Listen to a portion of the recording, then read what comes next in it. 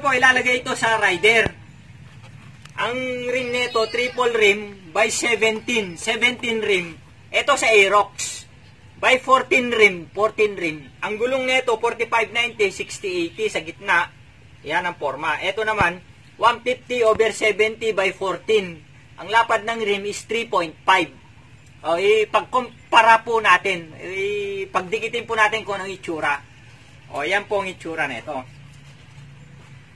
So, yung 17 rim at saka 14 rim, ay 17 tire at saka 14 tire, yung 14 tire po na 150/70, mas mataas pa po siya sa 6080. O, yan o. Ganyan po mangyayari. Ganyan ang taas niya.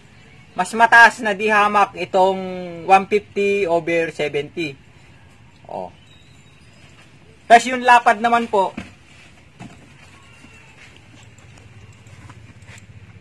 ayan naman po yung lapad niya, halos pareho na po siya. Mas manipis pa ng kaunti itong triple rim.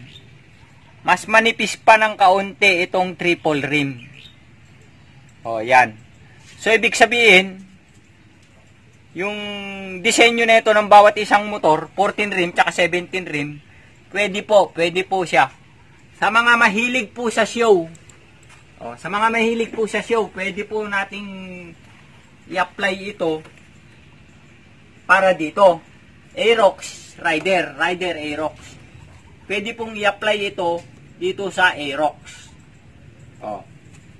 Tsaka NMAX Aerox, halos pareho lang din po. Pwede pong i-apply ang triple rim sa Aerox NMAX. Sa mga mahilig po sa show, para sa inyo po 'yon. Hindi po sa mga daily use, mga ganun.